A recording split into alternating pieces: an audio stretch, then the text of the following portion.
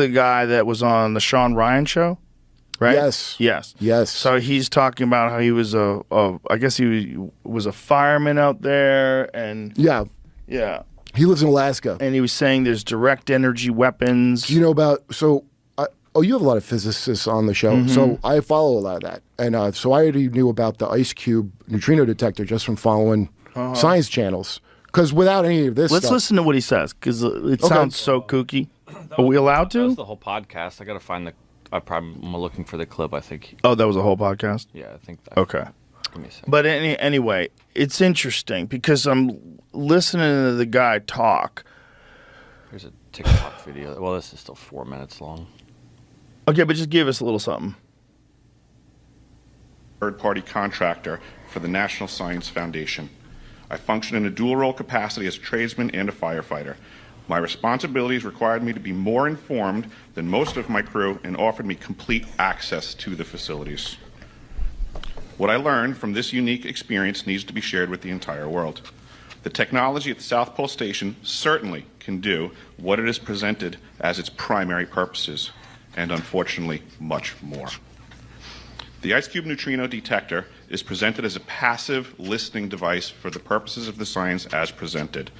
But I'm going to skip right through the chase, folks. I have provided documentation that proves that the 5,160, what they call DOMs, that are embedded in the ice can actually transmit at 2,047 volts each. That gives us a long list of things to consider. It is effectively a multifaceted directed energy weapons platform that I will list rapidly a few things that it can do. Vehicle detection. We're learning that these off-world craft, on-world craft, ours or other nations, are also emitting neutrinos. So this makes the South Pole Station effectively an air traffic control station for this new level of equipment that nobody's discussing. In addition to the ability to detect neutrinos and the exotic vehicles, I have provided documentation that shows that this is also a system for faster than light communications. In the past, Gary McKinnon has hacked NASA, found the off-world fleet, the list of captains, and it's apparent that if we have faster than light vehicles moving throughout this system, we're going to need faster than light communications. This is that facility. Unfortunately, I have other bad news. The season that I was there, 2010 to 2011, we converted from construction to operations and maintenance in both the elevated station and the detector array. Unfortunately, when they first fired it up, that was when we had the earthquakes in Christchurch, New Zealand. There was 2 incidental shots before they were able to target it correctly. This is an earthquake generating device as well. This is the weapons of war that we have to deal with now and what Raytheon's hiding. Should we keep going? No.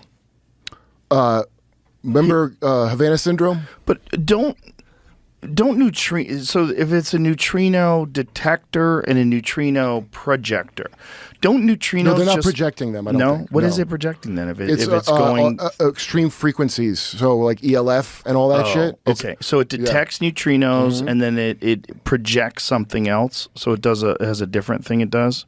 It can be used for many applications. So the detector detects neutrinos. Right. That kind of makes sense. Like, why would you give But here's the question: like, why would you spend so much money to detect neutrinos in space? But if you say, oh, well, these UFOs emit neutrinos, like, and you can eventually use them, because otherwise you have to be able to track something that instantaneously appears and disappears. Well, air traffic control for UFOs makes sense. The legit, when I'd watch about Ice Cube when it first came out, nothing with this. That was the reason it caught my interest. But for some reason, there's neutrinos that are coming out of the Earth and not from space. So I'll remember these little details, and every day's like goddamn Kaiser Soze. I figured out. I'm just sitting there. I thought neutrinos just go right through everything. That's right. Yeah. But look, I don't know how that would When a neutrino interacts with the Antarctic ice, it creates other particles. In this event graphic, a muon was created that traveled through the detector almost at the speed of light. The pattern, the amount of light recorded by the ice cube sensors indicate the particle's direction and energy. Wow. So I get how you'd be interested in like finding out like the rays from space and what's going on. But also if they're got a dual purpose and you actually know that this can detect whatever these things Mm-hmm. are. What do you think those things are? And what do you think that? What is detecting? No, the UAPs, UFOs. Do you think that a lot of them are ours? Yeah. A lot of them, right? I'm sure a lot of them Yeah. are ours. But maybe some of them aren't. Where would we get that technology from? Right. Where would we get that? Right. Because but the Tic Tac thing is so boring, but it's a fascinating topic. Those things appearing back in the 50s, that we didn't invent that in the film. Whatever they first saw them, we didn't invent that back then.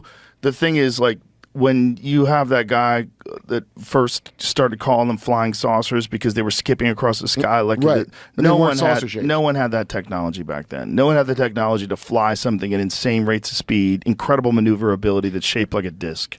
And That didn't exist. So yeah. at some point in time, it wasn't ours because we had propeller planes. Well, The idea that we had these weapons of war and our weapons of war were propeller planes that we would open up the bottom of it. It's basically like a reverse convertible and just drop a bomb out of it. That's what they could look down. You could literally, you go, dwee, you would just like figure out, drop it now. Yeah, Wee, boom. we had to save a bunch of Nazis just to figure out how to get beyond that, you know? But let's say it's they didn't find, like, let's say they did find something that wasn't us. What do you think they'd tell you about it, or do you think they'd hide it for, I don't know, 80 years, like the JFK files are 60 years?